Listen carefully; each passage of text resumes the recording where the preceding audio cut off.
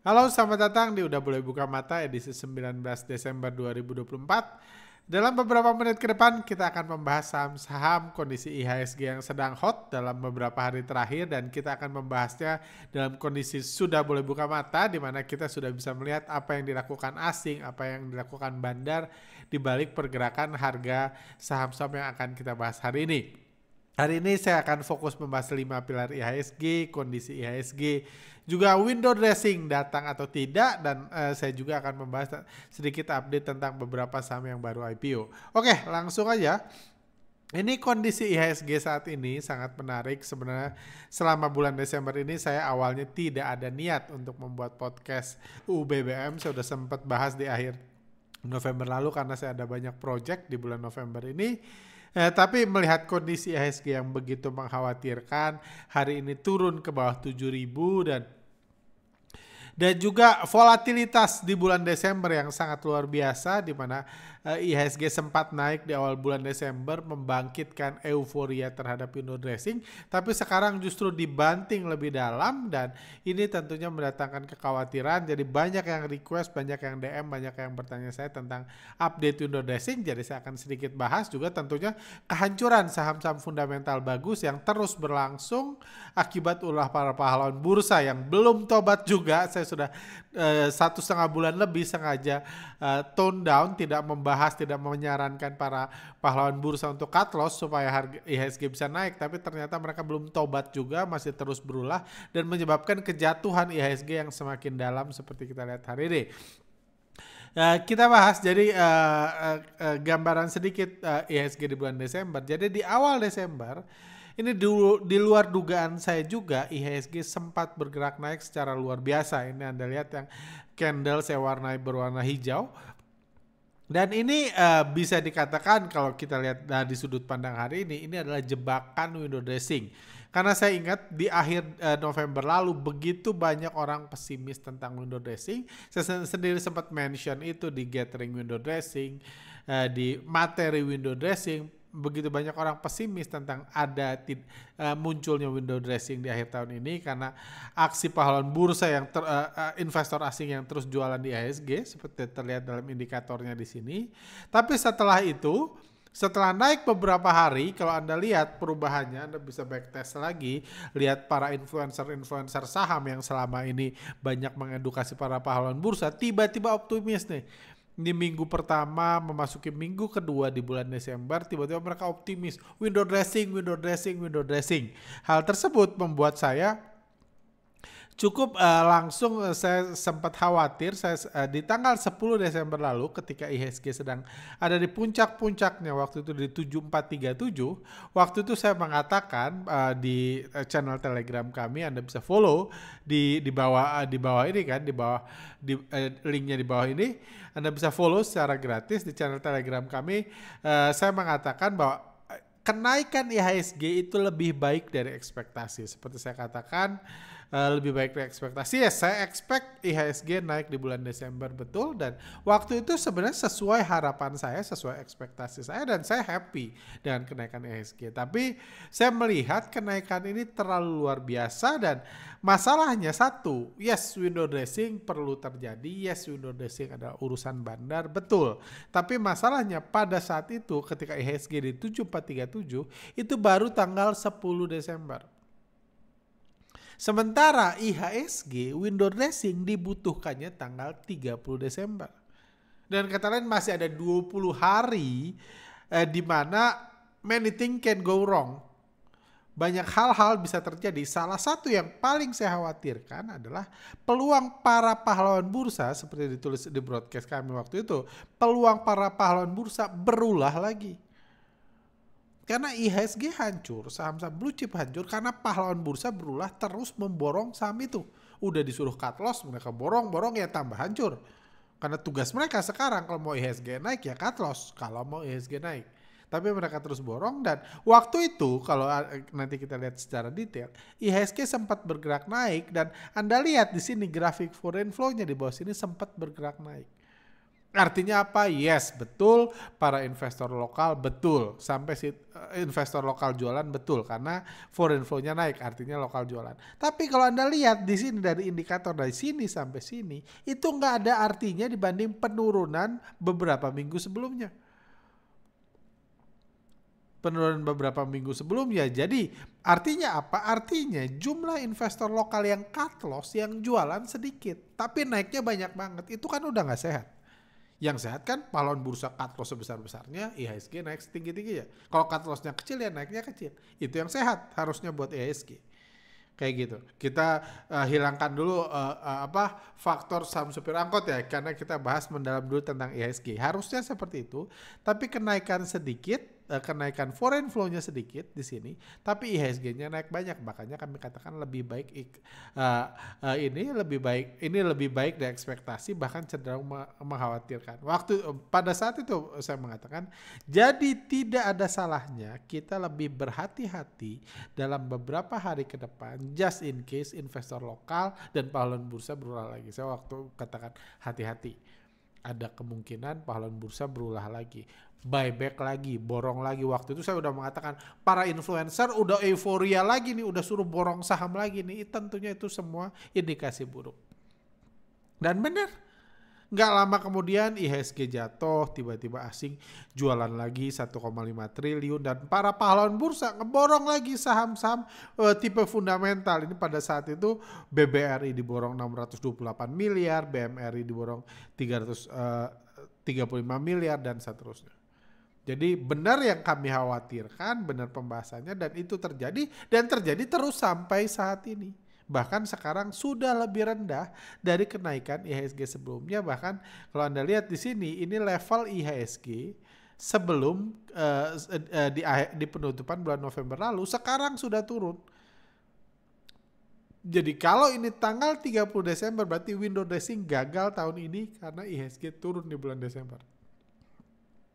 Kenapa bisa turun sampai saat ini ya jelas, karena ulah para pahlawan bursa yang memborong sampai 6,3 triliun dalam 6 hari perdagangan terakhir.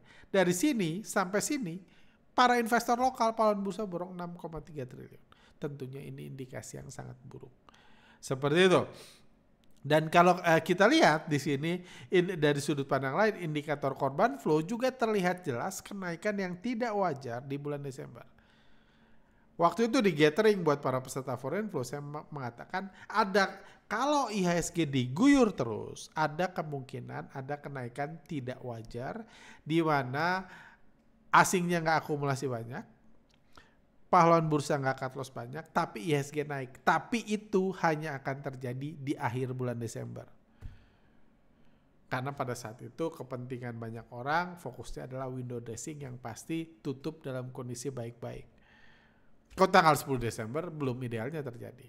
Dan itu yang terjadi. Kita lihat korban flow-nya cenderung rata nih dalam periode kenaikan IHSG. Artinya apa? Artinya investor pahlawan bursa yang cut loss dan yang masuk cenderung sama.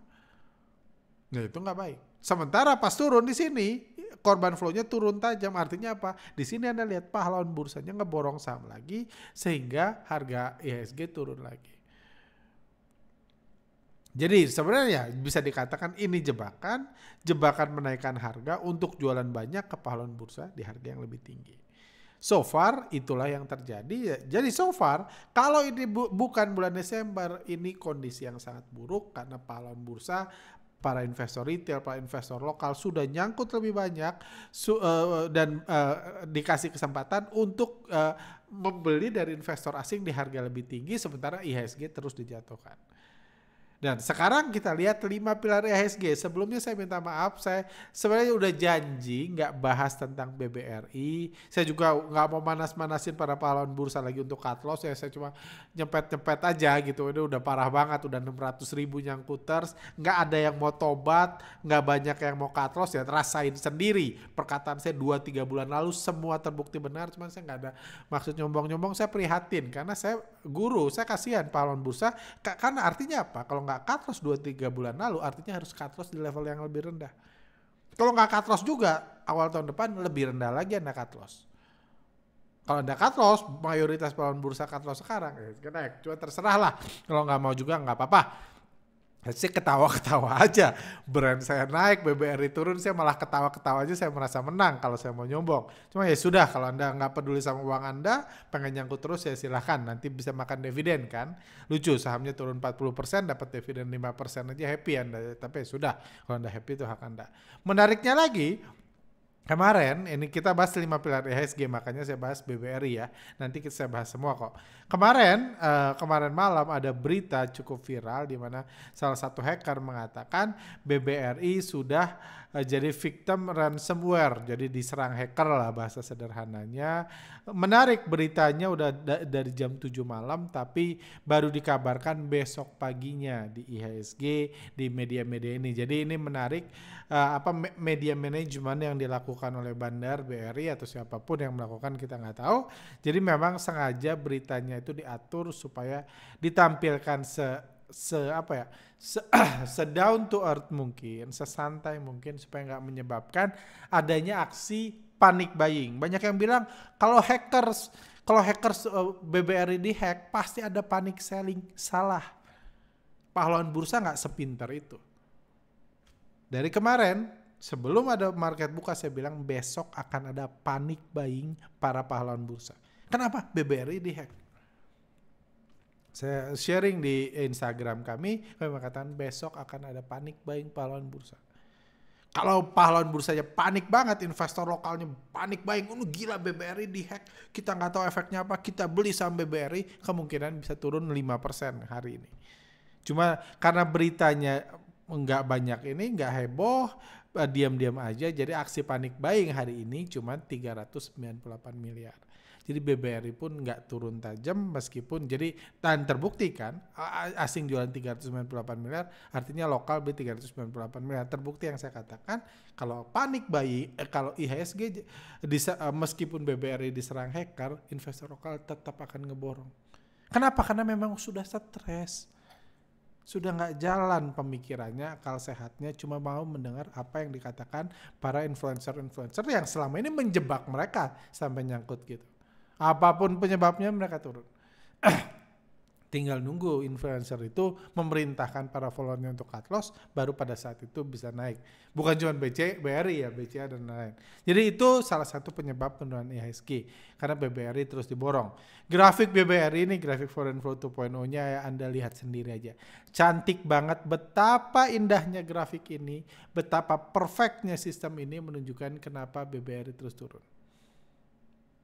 Kalau Anda melihat udah punya sistem kayak gini, udah melihat kayak gini, Anda merasa bodoh banget. Anda membaca laporan keuangan itu merasa bodoh banget. Saya merasakan kayak gitu. Saya pernah bahas fundamental satu perusahaan untuk merekomendasikan, padahal saya tahu itu nggak guna. Saya merasa bodoh banget. Toh semuanya, selama foreign inflow-nya turun, selama asing jualan, selama pahlawan bursa beli, akan terus turun. Nggak peduli berapa puluh jam Anda membaca laporan keuangan atau apa nama-nama candlestick yang Anda katakan, semuanya akan terbukti. Semua yang saya katakan dari beberapa bulan lalu terbukti dan bisa terus berlangsung kalau belum pada tobat, tapi terserah. Kalau kita lihat dari sudut pandang bandarmologi, Anda lihat sejak seminggu terakhir tanggal 12 sampai 19, siapa aja sih broker yang beli? YP, Mirai Asset, XL, Stockbit, PD, Indo Premier, SQ, BCA Sekuritas, XC Ajaib, GR Panin, KK Philips, OD Dana Reksa, NI BNI Sekuritas. Saya jamin, saya yakin, bukan jamin karena saya nggak bisa membuktikan karena nggak ada voting. Saya yakin 70% Anda yang menonton podcast ini pakai broker ini semua. Saya yakin 70% dari Anda karena saya punya datanya. Broker-broker ini udah mencerminkan lebih dari 80% broker investor di Indonesia. At least 7 dari 10 orang yang nonton podcast ini pakai broker-broker, salah satu dari broker ini atau beberapa dari broker ini. Karena inilah broker yang dipakai pahlawan bursa. Kenapa BBRI turun? Karena pahlawan bursa borong. Mana buktinya? Anda lihat sendiri.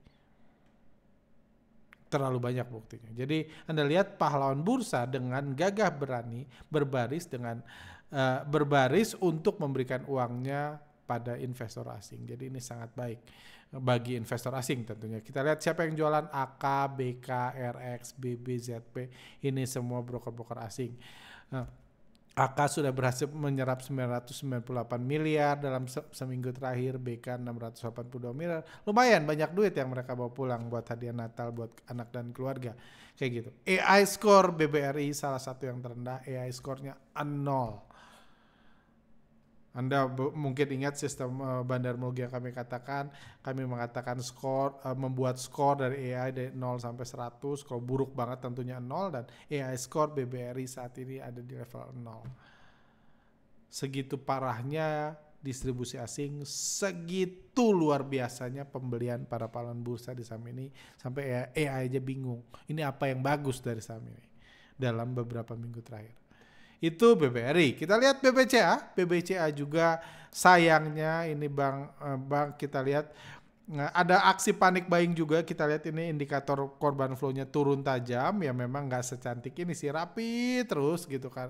Di sini ada naik turun, tapi saat ini turun tajam, turun jauh lebih banyak dari naiknya di sini. Begitu juga dengan foreign flow 2.0, begitu juga dengan indikator foreign flow-nya semua turun tajam. Saham BBRI, BBCA juga mengalami penurunan. Kalau Anda lihat broker-broker yang tadi kita mention tentunya nggak serapi ini, karena memang ini saham favorit pahlawan bursa BBRI. BBCA juga disukai, udah ada 300 ribuan orang yang nyangkut di saham ini. Seingat saya 300 atau 400, saya lupa. Kita lihat broker-broker tadi, SQ, YP, tadi CC saya nggak sebut, XL, PD, XC, GR, juga NI dan OD. 70% dari Anda memborong BBCA, 70% dari broker yang Anda gunakan jadi top buyer saham-saham BBCA dalam seminggu terakhir. Siapa yang jualan? Anda lihat, simple sebenarnya kalau pemikirannya terbuka. Cuma tentunya pahlawan bursa nggak akan terbuka pemikirannya. Itu BBCA, sorry.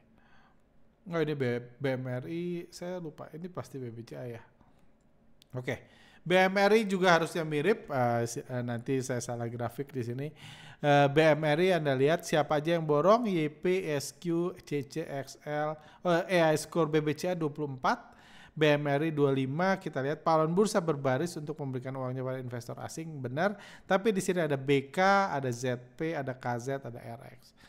Artinya apa? Artinya broker-broker asing ini harus membantu nge-swing harganya. Buat swing harganya sebentar saya tunjukkan aja, coba ya. Maaf, grafik saya tidak lengkap, nanti saya buka dulu sistemnya. Sorry. Sebentar saya tunjukkan ininya. Nanti saya tunjukkan ke Anda grafik BMRI, kasihan siapa tahu ada yang nyangkut di BMRI, nggak ada sistem. Oke. Ini grafik BMRI. Sebentar. Oke, ini grafik BMRI per hari ini. Saya zoom out dulu. Oh, ini cantik juga sih. Kita lihat asingnya terus jualan, foreign flow, korban flow-nya juga terus turun. Sampai hari ini foreign nya masih jualan. Oh, enggak banyak ini. Oh, jualan 47M, sebelumnya jualan 135M. Ini di sistemnya langsung masih terus turun. Ya belum ada tanda-tanda ada buyback. Masuk sedikit, naiknya banyak, udah itu jual lebih banyak. Masuk sedikit, naik lumayan, udah itu jual lebih banyak. Jadi belum ada tanda-tanda perubahan baik investor asing maupun pahlawan bursa di saham ini. Itu grafik BMRI secara bandarmologi sedikit lebih baik dari BBCA. Foreign nya juga AI score-nya juga 25, itu menandakan ini. Sekarang Telkom kita lihat di sini kembali turun ke level rendah, kembali terjadi penjualan besar baik foreign pahlawan bursanya borong, kembali turun. AI score-nya 28, masih lebih baik dari BMRI karena considerate harganya dan posisi foreign flow-nya dan penjualan bandarnya. Kita lihat salah satu penyebabnya adalah AK jadi buyer terbesar di saham ini pada periode seminggu terakhir. Tentunya AK sama BK ini temenan, ini makan bareng siang-siang sama sore-sore, malam-malam mereka biasa makan bareng, ini anak sama bapak.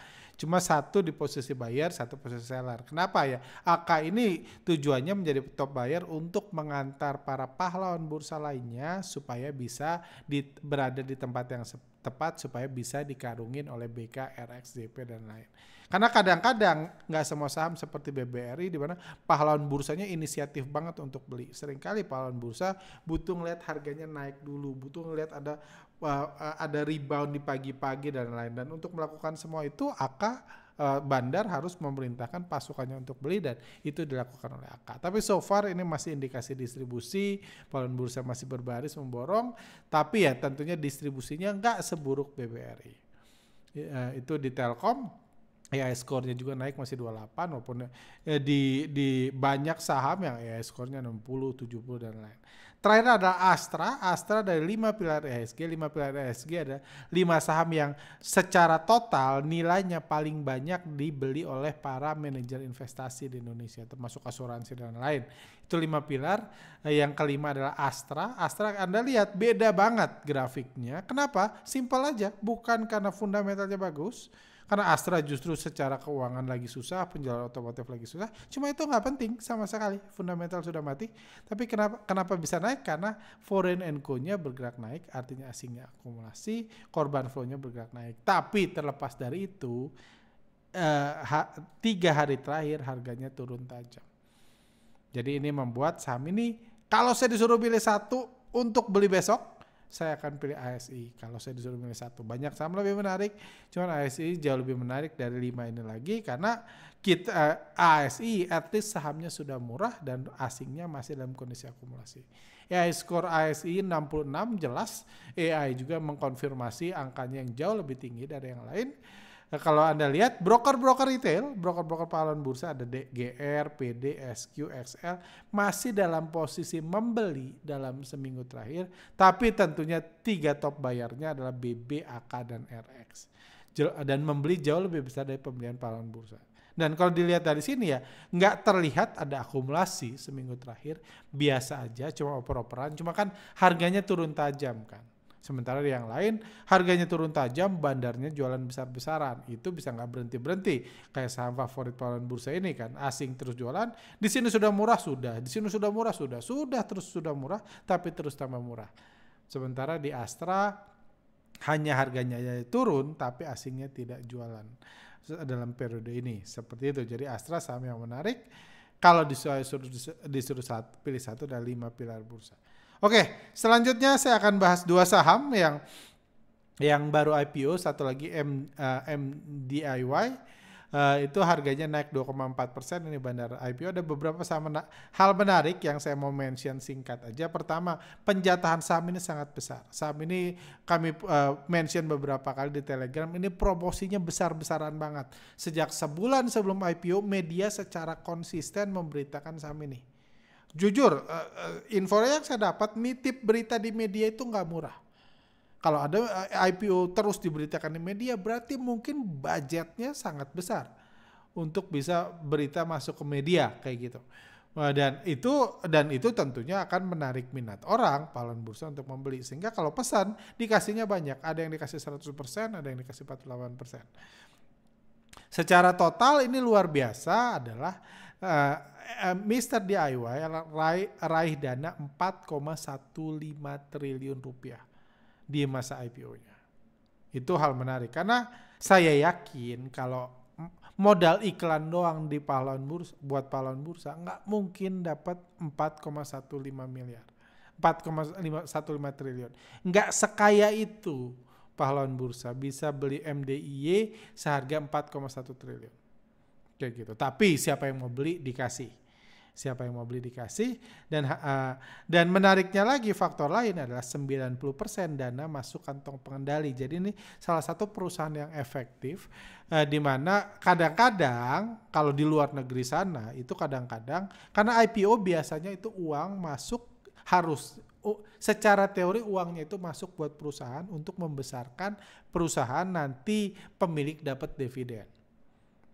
Kayak gitu. Itu di luar negeri sana idealnya misalnya IPO 100 miliar, 100 miliarnya buat masuk ke perusahaan, perusahaannya tambah besar, nanti pemilik yang jualan sahamnya buat publik dapatnya apa? Dapat dividen lebih besar. Itu ide awalnya dari IPO, itu yang ditulis di zaman kakek nenek kita dulu waktu masih trading saham.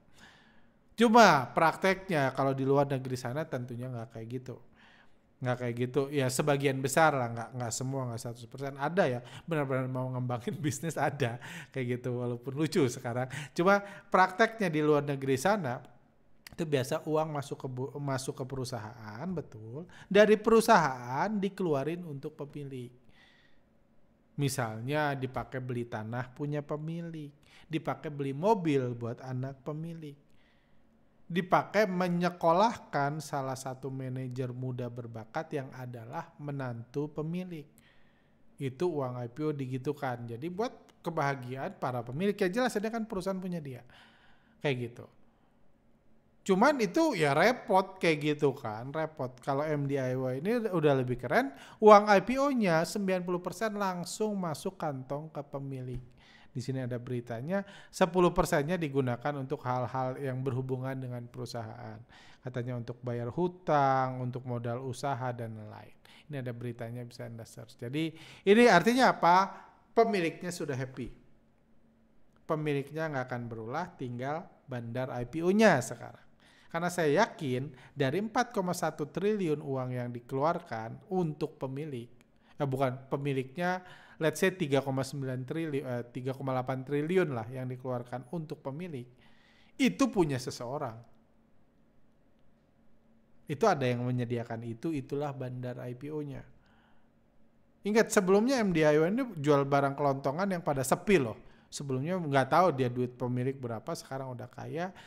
Sahamnya sekarang ada di bandar IPO dan hari pertama wajar karena distribusinya besar, para pahlawan besar kebagian, harga sahamnya langsung jatuh. MDIY di sini langsung turun ke 1240, sempat rebound walaupun akhirnya turun.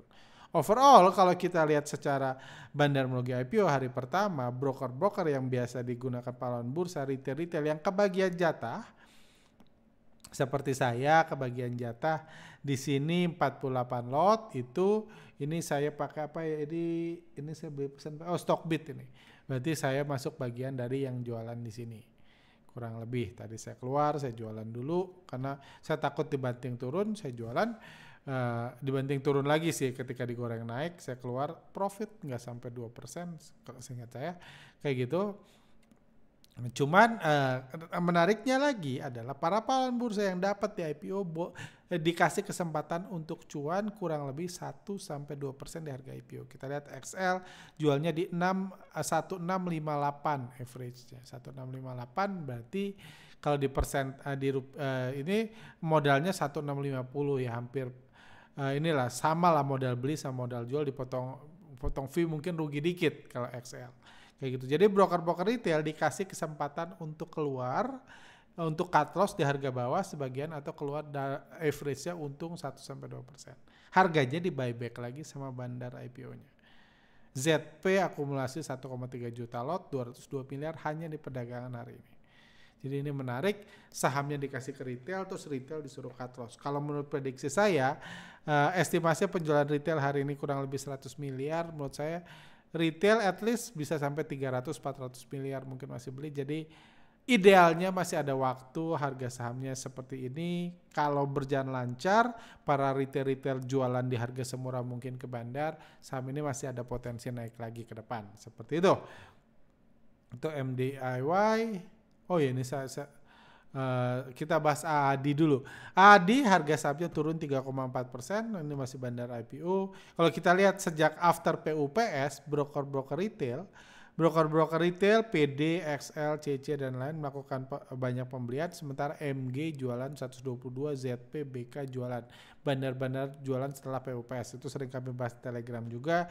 Jadi overall after PUPS, bandar distribusi dan euforia pahlawan bursa terlihat cukup besar. Kalau kita full dari awal IPO, awal PUPS, ini IPO sebenarnya kan saya bahas di PUPS, di sini sih kita cuma dapat 4 lot, naik juga nggak guna. Di sini ketika retail punya barang, soalnya retail bisa profit taking, tapi memilih untuk nyangkut, memilih untuk beli barang lebih banyak, seperti itu. Di sini beli barang lebih banyak. Tapi ada hal menarik, kalau Anda lihat data broker summary pergerakan bandarnya 2 hari terakhir, itu kita lihat top sellernya ada XL dan XC. Jadi ada tanda-tanda retail di AAD ini itu nggak sekeras kepala retail di BBRI. Jadi mereka tahu kalau udah turun, udah waktunya mereka cut loss supaya harga sahamnya bisa naik lagi. Mudah-mudahan itu berlangsung terus, at least 2 hari terakhir setelah beli di sini, beli di atas, retail ini at least pada perdagangan hari ini XL dan XC udah mulai jualan sampai UPS. Kita harapkan yang terbaik di saham ini dan kita doakan juga supaya ini nggak jadi the next BBRI kayak gitu.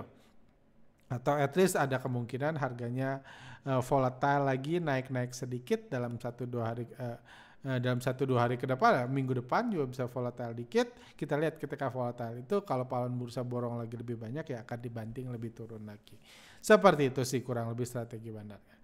Terus pertanyaan terakhir, kira-kira gimana nasib window dressing tahun 2024? Pertama, per hari ini saya buatnya udah tengah malam, udah jam 1 pagi tanggal 20, tapi masih ada transaksi tanggal 20 ini, ada tanggal 23, ada tanggal 24, ada tanggal 27, ada tanggal 29, masih ada 5 hari lagi perdagangan.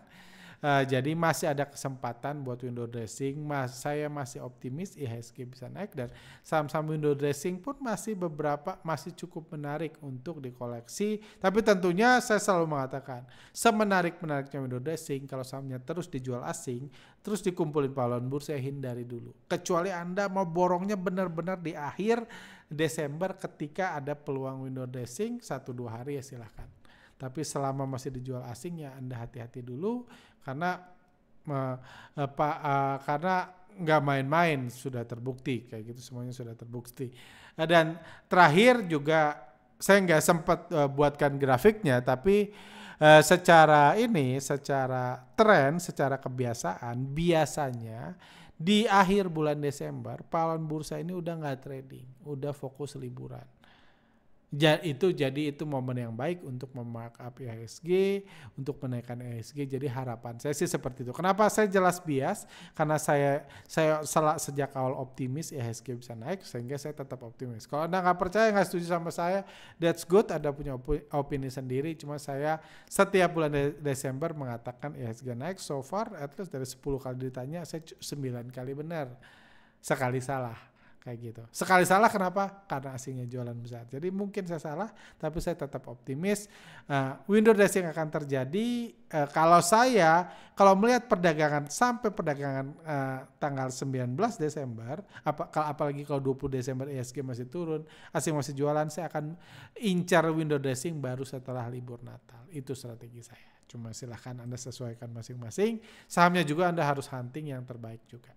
Oke, sampai sini dulu aja. Semoga bermanfaat. Oh ya, ini adalah podcast UBBM saya di akhir tahun, terakhir di tahun 2024 ini. Nanti saya akan kembali lagi di 2025, mungkin ada format perubahan dan lain. Dan saya ada rencana kalau memang ada minat buat podcast khusus bebas, tanya jawab bebas tentang apapun pribadi, hal-hal yang berhubungan dengan trading, pengalaman trading. Itu saya lakukan setiap akhir tahun, edisi spesial, podcast edisi spesial di mana saya menjawab pertanyaan-pertanyaan Anda. Kalau Anda punya penasaran, saya lihat apakah Anda minat ini. Kalau Anda nggak minat ya udah saya liburan aja. Jadi kalau Anda minat, saya ada rencana buat podcast yang untuk membahas tentang hal-hal pribadi, pengalaman saya setahun ini, menjawab pertanyaan-pertanyaan Anda. Kalau Anda punya pertanyaan, silahkan tulis di kolom komentar di bawah. Nanti saya akan pilih dan saya akan jawab menjelang akhir tahun di podcast sesi Q&A edisi spesial seperti tahun-tahun sebelumnya. Oke, sampai sini dulu aja. Sukses selalu. Thank you buat yang udah menonton podcast Udah Boleh Buka Mata. Selamat sepanjang bulan Desember. Saya doakan yang terbaik buat Anda di akhir tahun dan di tahun yang akan datang. Oke, see you next time.